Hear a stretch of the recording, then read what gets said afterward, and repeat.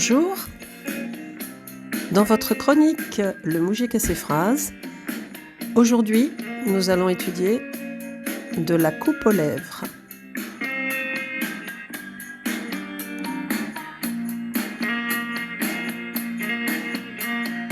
Je voudrais vous faire une petite explication de texte de la très belle chanson de Jean-Louis Murat qui s'appelle « De la coupe aux lèvres », qui est parue dans Lilith, le double album Lilith, en 2003.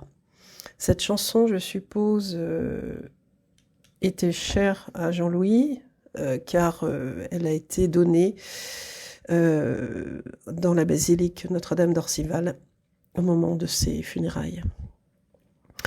Alors, je voudrais commencer par la mention de la coupe aux lèvres d'Aden à Djibouti, montagne de sel.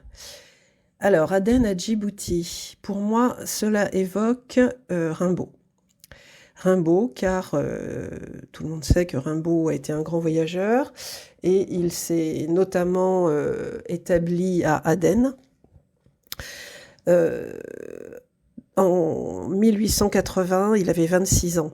Cette ville coloniale et brûlante, de ce qu'on appelait alors l'Arabe, esquissée au fond du cratère d'un volcan éteint, allait devenir son port d'attache pour les 11 années suivantes, presque le dernier tiers de sa vie, jusqu'au mois précédant sa mort en 1891, en novembre 1891 à Marseille, où il succomba à un cancer de l'os, un cancer qui s'était localisé au niveau du genou. À 27 ans, l'auteur d'une saison en enfer est négociant en Abyssinie. L'Abyssinie, Murat en a parlé également dans la chanson « N'attends rien ». On pourra en reparler une autre fois. Et il caressait un temps le projet d'ouvrir une concession dans le port d'Obok, qui sera bientôt détrôné par celui en eau profonde de Djibouti. Nous avons donc les deux villes qui sont nommées dans cette chanson de Murat. Donc, cela signifie un attachement au poète, cela signifie aussi l'évasion, les grands espaces, tout ce qui incite à la rêverie, en fait, et à l'enchantement. Nous avons également, un petit peu après, nous avons dans un paragraphe « De la coupe aux lèvres se réveille Médor », passe Rasmussen, en frémit le drap d'or. Donc là, nous pouvons nous attarder un tout petit peu sur ces deux notions. Donc Rasmussen, en fait, c'est un coureur cycliste danois qui a failli remporter le Tour de France. Il a porté le maillot jaune à plusieurs reprises, mais il a été suspendu entre 2007 et 2009 pour raison de dopage. Donc quand on sait que Murat était très féru de cyclisme, qu'il en a parlé notamment dans un titre qui est paru après, qui faisait référence, qui est paru dans Le Grand Lièvre, je crois, et qui faisait référence à un grand cycliste espagnol. Ensuite, le drap d'or. Alors, qu'est-ce que c'est que le drap d'or ? Eh bien, le camp du drap d'or, c'est la référence à un événement historique.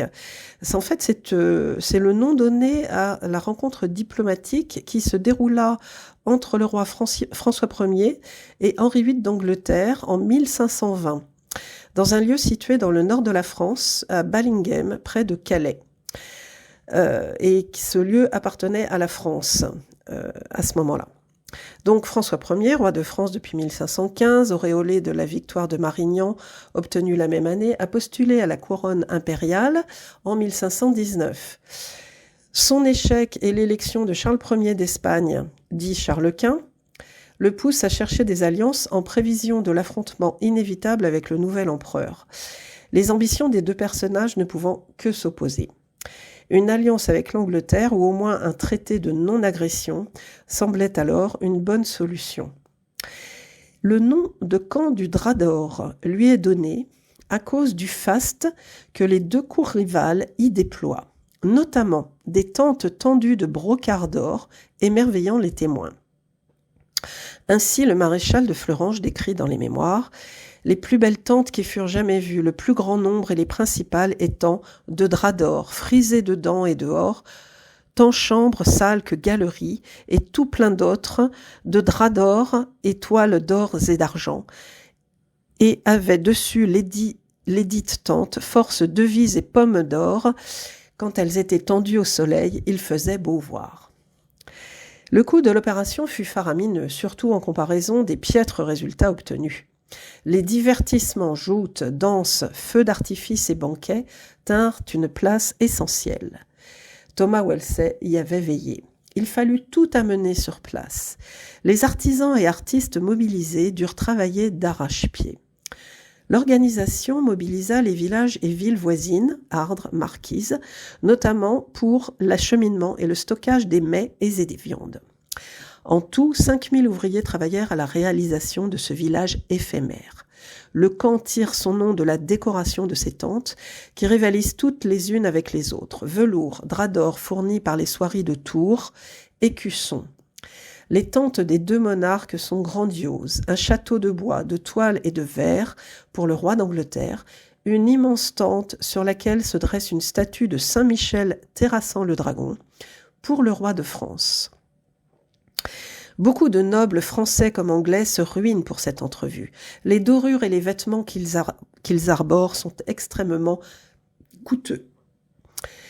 Chaque roi avait invité environ 3000 personnes. L'entourage des rois et reines, nobles, officiers, tout assemblé qu'il fallut loger sous des tentes. De grands personnages de l'époque étaient attendus, tels que le connétable de Bourbon, le cardinal Wolsey ou encore la comtesse de Chateaubriand, maîtresse de François Ier, transportée dans une litière luxueuse.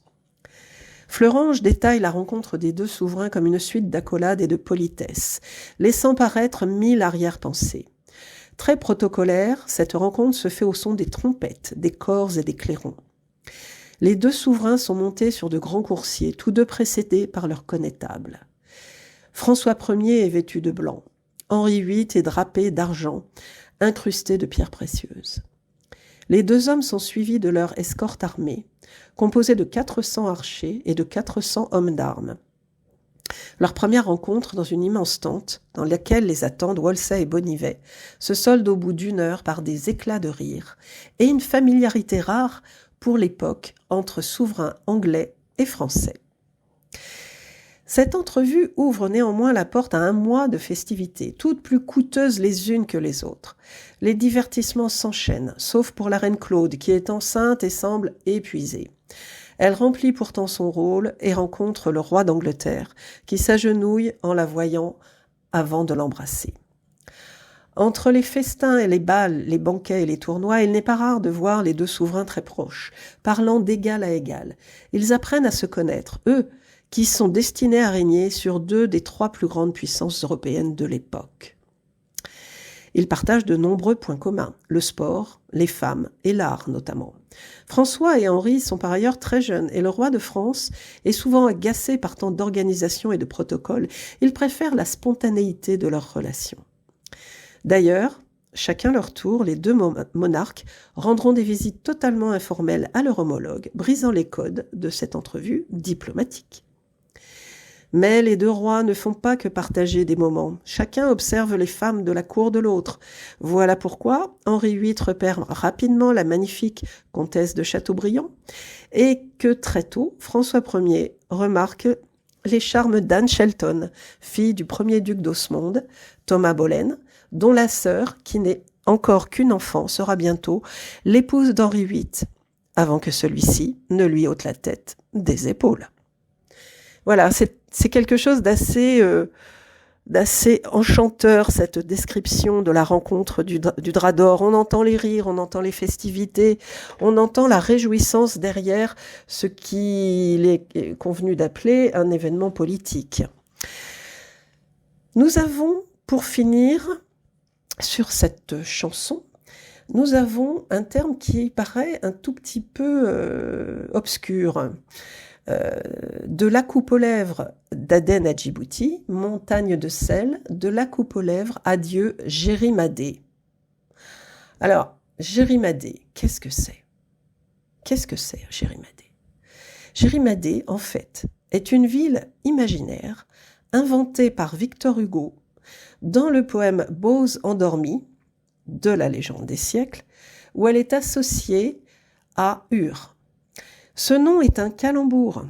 J'ai rime à des, parce qu'il cherchait une rime.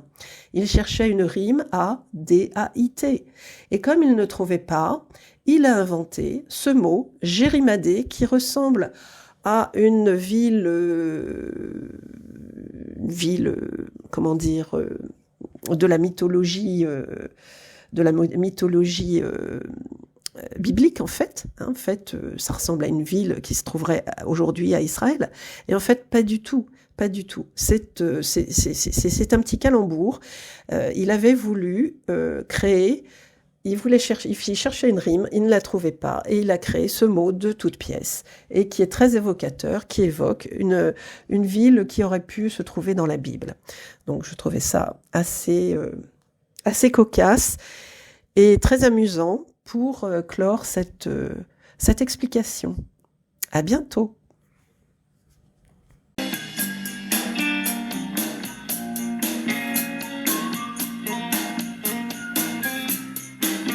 Merci de votre fidélité. Je vous donne rendez-vous très bientôt.